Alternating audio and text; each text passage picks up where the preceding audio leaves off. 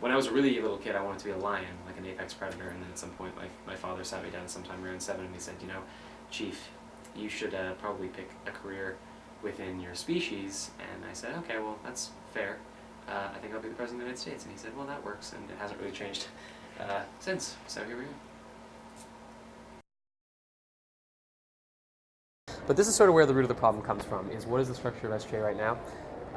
We have SGA on top, the 4 undergraduate divisions.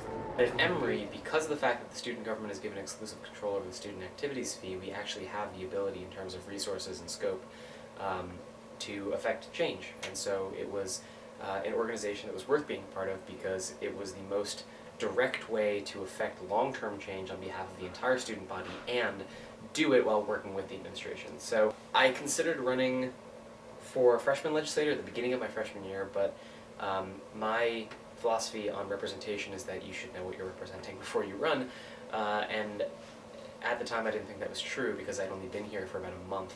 And so I took the first semester of my freshman year to meet as many people as possible and immerse myself in as many student communities as possible, and then at the beginning of the second semester of my freshman year, the elections for sophomore representative rolled around, and I ran. And so I was a class representative, and I was as active as possible, and I posted in the class Facebook page as often as I possibly could to update people about what I was working on and what they could be involved in. And I was appointed to a committee chair position, and then I ran for executive vice president, and now I'm president. You know, there are all kinds of things that happen behind the scenes.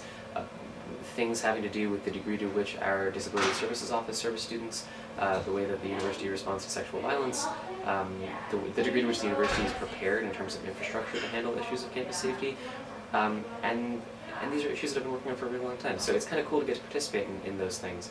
You know, I've sat on now 3 search committees for the new police chief, the new vice president for finance and auxiliary services and campus services, in campus life, and the provost. And I was involved with the president's search committee in terms of designing the students' prospectus. So in a lot of ways, I've gotten to both participate in and then watch it all play out the last couple of chapters of Emory's history, and then the next chapter as well. So.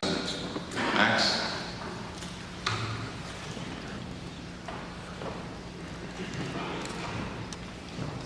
Thank you, Provost Zola.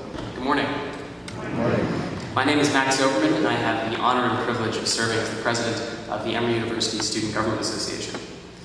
I speak on behalf of the more than 7,500 undergraduate students of this university when I say that, President Sturck, your presidency and your uncompromising passion for Emory's role in shaping what it means to be academically excellent, to be an engaged community partner, and to help mold Emory's place in the narrative of global health makes us proud to call Emory our school and our home.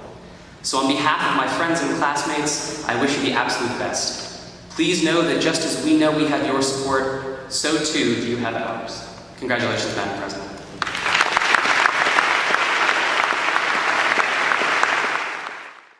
In terms of making SGA more accessible, I think that we're still in the process of trying to make that happen. You know, we audited student government from the top down, and so now we have all this financial information that's available to students. I'm currently in the process of trying to develop 4 new councils to plug into the new structure of student government to decentralize chartering and financial authority and move all of that power closer to students than it's been in over 55 years. So there are 4,700 students enrolled at Emory University. The population of the school splits more or less perfectly down the middle, with 52% being made up by undergraduates and 48% being made up by graduates. But that is not reflected in the makeup of our legislature. So this is sort of the second leg of the problem, and that is that our legislature is made up of 23 undergraduate reps and 16 graduate reps. And what that means, based on the way that the Constitution is worded, is that undergraduates can hold quorum without a graduate representative being in the room. And they can deliberate and then pass legislation that affects the university-wide population without consulting a single graduate student. It has happened before. And then my term saw the division of government between graduate and undergraduate students, which sort of gave graduate students agency over their own self-governance that they've never had before. So the new proposed structure of government is relatively straightforward. It creates a parallel structure for graduate students that looks almost identical to the way that SGA has looked for 55 years. You will have the Student Government Association, remain the Student Government Association, oversee the 4 undergraduate divisions, including Oxford, SNL, BDA, and the college. You'll have the Graduate Student Government Association assume the position that it should have assumed from the get-go, and then the two bodies will be linked for the purpose of university-wide advocacy by the joint legislature. What I'm finding more and more is that no matter how much gets done, you'll never feel like you've done enough.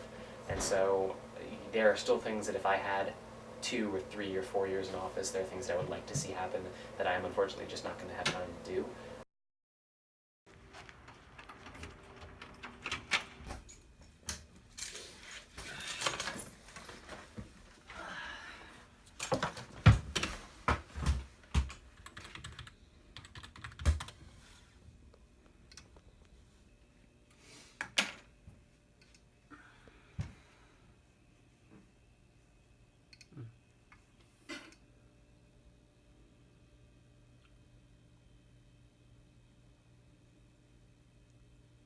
Shannon, the Emory Whale wrote an editorial called SGA Acts First, Thinks Second about the split.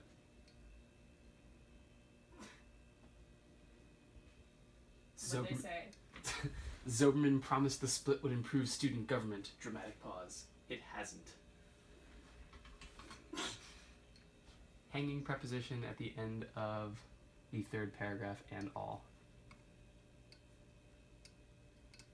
Honestly, my problem with it isn't even that it was written, it was just...